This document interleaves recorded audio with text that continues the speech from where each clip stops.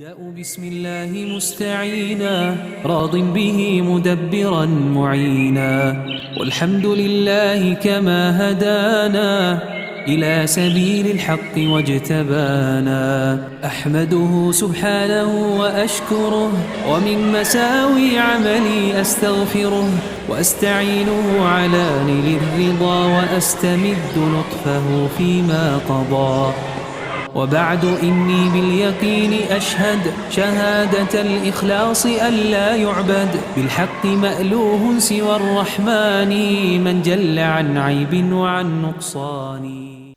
السلام عليكم ورحمة الله وبركاته. بسم الله الرحمن الرحيم. الحمد لله رب العالمين والصلاة والسلام على نبينا محمد وعلى آله وصحبه أجمعين. Comment vas-tu mon enfant? J'espère que tu te portes bien ainsi que toute ta famille. Ton cahier et ton stylo sont près de toi afin de prendre des notes. Et tu es bien installé dans un endroit calme, loin de tout bruit, afin d'être attentif et concentré tout au long du cours. Es-tu prêt? Allons-y. Rappelle-toi, dans le cours numéro 2, tu as appris qui sont les 4 grands imams connus dans la jurisprudence islamique et quelques points concernant leur vie, caractéristiques et ouvrages. Kitab al-Tahara, le livre de la purification. Cours numéro 3. Les différentes catégories de l'eau. Commençons par un sujet très important qui est les bienfaits de l'eau. Écoute les versets suivants et sois attentif.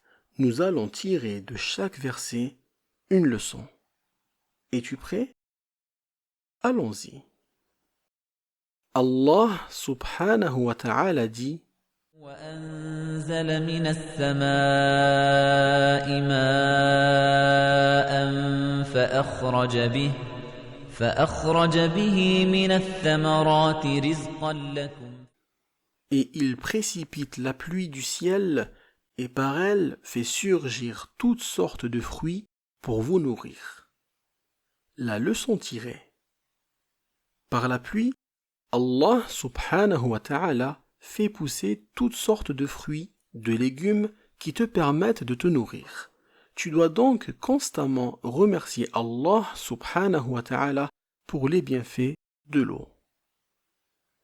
Allah subhanahu wa ta'ala dit وينزل عليكم من السماء ماء ليطهركم Et du ciel, il fit descendre de l'eau sur vous afin de vous en purifier. La leçon tirée. Allah subhanahu wa ta'ala, par son immense miséricorde envers nous, a fait descendre du ciel une eau pure et purifiante. C'est un grand bienfait car elle nous permet de nous purifier. Allah subhanahu wa ta'ala dit هو الذي أنزل من السماء ماء لكم منه شراب ومنه شجر فيه تسيمون. C'est lui qui, du ciel, a fait descendre de l'eau qui vous sert de boisson, et grâce à laquelle poussent des plantes dont vous nourrissez vos troupeaux. La leçon tirée. Allah subhanahu wa ta'ala, par son immense miséricorde envers toutes ses créatures, a fait descendre du ciel une eau pure, qui non seulement nous permet de boire et nous hydrater, mais aussi fait pousser la végétation, et de celle-ci se nourrissent les animaux. Que les bienfaits d'Allah subhanahu wa ta'ala sont immenses. Allah subhanahu wa ta'ala dit وَجَعَلْنَا مِنَ الْمَاءِ كُلَّ شَيْءٍ حَيٍّ. Et nous avons fait de l'eau toute chose vivante.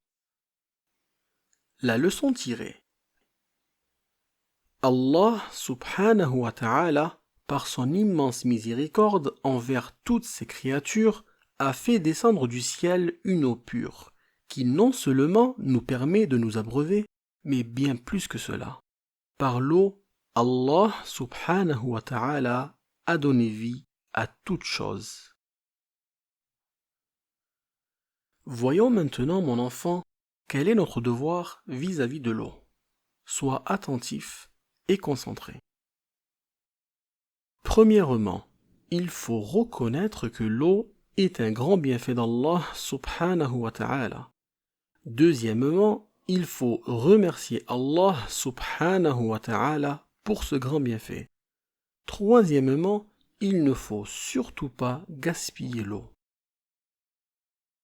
Allah subhanahu wa ta'ala a dit: وَكُلُوا وَاشْرَبُوا وَلَا تُسْرِفُوا إِنَّهُ لَا يُحِبُّ الْمُسْرِفِينَ. Et mangez et buvez, mais ne gaspillez point, car Allah n'aime pas les gaspilleurs. عن عبد الله ابن عمرو ابن العاص رضي الله عنهما أن النبي صلى الله عليه وسلم مر بالسعد وهو يتوضأ فقال: ما هذا السرف يا سعد؟ قال: أفي الوضوء سرف؟ قال النبي صلى الله عليه وسلم: نعم، وإن كنت على نهر جار. D'après Abdullah ibn Amr ibn al-As radiyallahu anhuma, le prophète Muhammad sallallahu alayhi wa sallam est passé près de Saad alors qu'il faisait les ablutions, et il a dit: qu'est-ce que ce gaspillage, ô Saad? Saad lui dit: y a-t-il du gaspillage dans les ablutions? Le prophète Muhammad sallallahu alayhi wa sallam a dit: oui, même si tu es au bord d'un fleuve qui coule. Les différentes sortes d'eau. Concentre-toi, mon enfant, nous allons rentrer dans un sujet très important, car ce sujet est en relation directe avec ton adoration. Sache, mon enfant, que l'eau se divise en deux catégories. La première, l'eau pure, al-ma'u tahur. La deuxième, l'eau impure, al-ma'u najis. Commençons par étudier l'eau pure. L'eau pure est l'eau qui est restée selon son état initial, c'est-à-dire comme Allah subhanahu wa ta'ala l'a créée, telle que l'eau de la mer, de la pluie, d'un puits, d'une rivière, d'un fleuve et même de la neige. Allah subhanahu wa ta'ala dit: وهو الذي أرسل الرياح بشرا بين يدي رحمته وأنزلنا من السماء ماء طهورا. Et c'est lui qui envoya les vents comme une annonce précédant sa miséricorde. Nous fîmes descendre du ciel une eau pure et purifiante. Donc, mon enfant, les rivières, la pluie, les puits, la neige et les mers sont des eaux pures. Peux-tu me citer, mon enfant, ce que nous pouvons faire avec de l'eau pure? C'est à toi.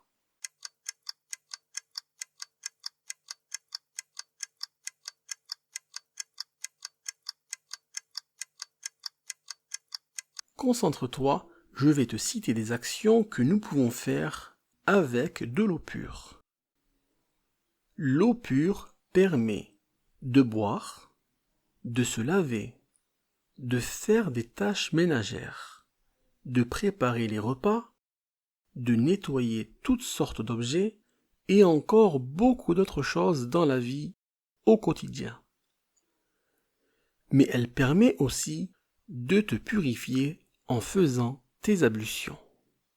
Donc l'eau de la mer, du fleuve, de la rivière, de la source sont pures en elles-mêmes et purifiantes. Que se passe-t-il, mon enfant, si une substance pure se mélange à l'eau pure, mais ne change ni le goût, ni la couleur, ni l'odeur de cette eau pure? Concentre-toi et sois attentif. Si à de l'eau se mélange une substance pure, telle que du thé par exemple, le résultat reste pur, car c'est une substance pure qui s'est mélangée à l'eau mais n'est plus purifiant. Ce résultat ne porte plus l'appellation d'eau. Voyons un autre exemple. Si une substance pure telle que du chocolat se mélange à l'eau, le résultat reste pur, car c'est une substance pure qui s'est mélangée à l'eau mais n'est plus purifiant. Ce résultat ne porte plus l'appellation d'eau. Passons à un troisième exemple. Si à de l'eau se mélange une substance pure, telle que de l'encre, le résultat reste pur, car c'est une substance pure qui s'est mélangée à l'eau, mais n'est plus purifiant. Et ce résultat aussi ne porte plus l'appellation d'eau. Par contre, si malgré ce mélange, l'eau n'a pas changé de goût, de couleur ou d'odeur, l'eau reste pure et purifiante, c'est-à-dire que tu peux faire tes ablutions avec cette eau, car ce liquide porte toujours l'appellation d'eau. Allez mon enfant, résumons tout ceci. Si une substance pure telle que du thé, du chocolat ou de l'encre se mélange à l'eau, et l'eau change de goût, de couleur ou d'odeur, et surtout que ce liquide ne prend plus l'appellation d'eau et devient du thé, du chocolat ou de l'encre, alors le résultat reste pur mais n'est plus purifiant, c'est-à-dire que tu ne peux plus faire tes ablutions avec ce liquide. Pour certains résultats, ce mélange sera consommable, comme le thé et le chocolat. Et pour d'autres, ce ne sera pas consommable, comme l'encre. Passons maintenant à la deuxième catégorie de l'eau impure.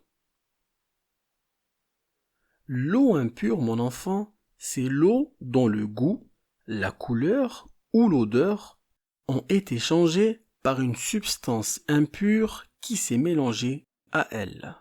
N'oublie pas, mon enfant, de noter sur ton cahier la définition de l'eau pure et de l'eau impure afin de les apprendre par cœur.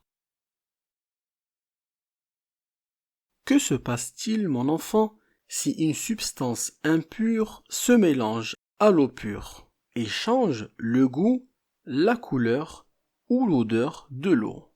Concentre-toi et sois attentif, je vais te l'expliquer. Si à l'eau se mélange une substance impure, telle que de l'urine par exemple, alors le résultat devient impur car c'est une substance impure qui s'est mélangée à l'eau et a changé son goût, sa couleur ou son odeur. L'eau est donc impure. Mais que peut-on faire à ton avis avec l'eau impure? C'est à toi.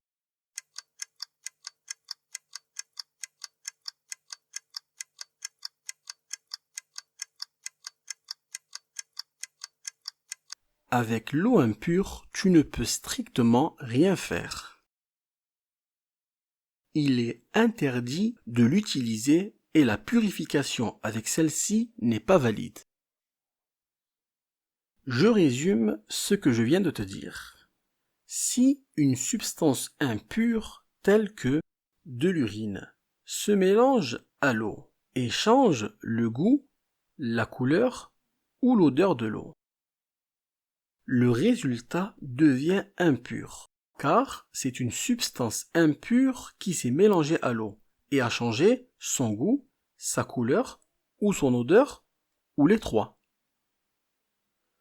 Par contre, mon enfant, si une substance impure, telle que de l'urine, se mélange à l'eau et ne change ni le goût, ni la couleur, ni l'odeur, à ce moment-là, l'eau reste pure, car l'impureté n'a eu aucun effet et l'eau n'a subi aucun changement. Alors, comment était ce troisième cours? As-tu bien assimilé toutes ces notions? Passons maintenant aux questions. Vrai ou faux? Question 1. Le musulman peut faire ses ablutions avec l'eau de la mer. Réponse 1. Vrai. Réponse 2. Faux. C'est à toi, mon enfant.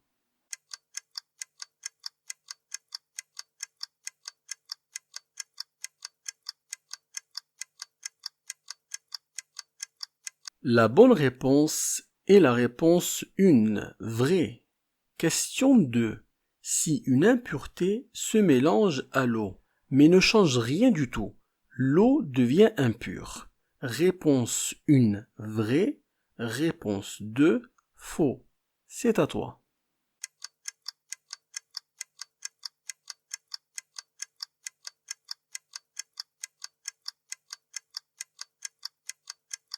La bonne réponse est la réponse 2. Faux. Question 3. Si je presse une orange dans un verre d'eau et que la couleur et le goût changent, je peux faire mes ablutions avec, car à la base c'est de l'eau. Réponse 1. Vrai. Réponse 2. Faux. À toi de répondre.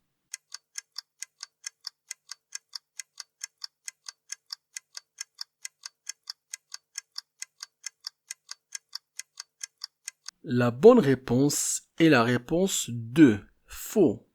Passons au deuxième exercice. Choisis la bonne réponse. Question 1. L'eau de la mer est réponse 1. Pure et purifiante. Réponse 2. Pure mais non purifiante. C'est à toi.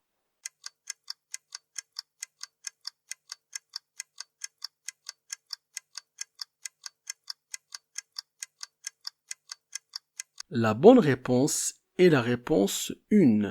L'eau de la mer est pure et purifiante.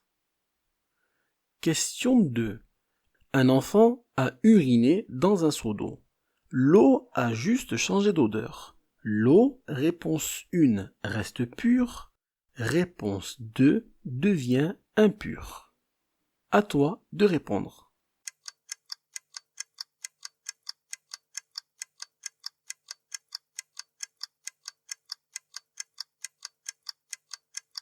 La bonne réponse est la réponse 2. L'eau devient impure. Ce cours est fini.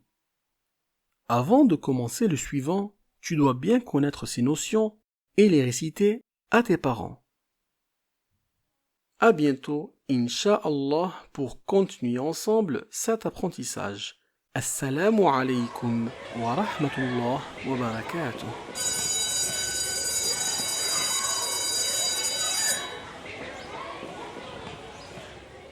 والحمد لله على انتهائي كما حمدت الله في ابتدائي أسأله مغفرة الذنوب جميعها والستر للعيوب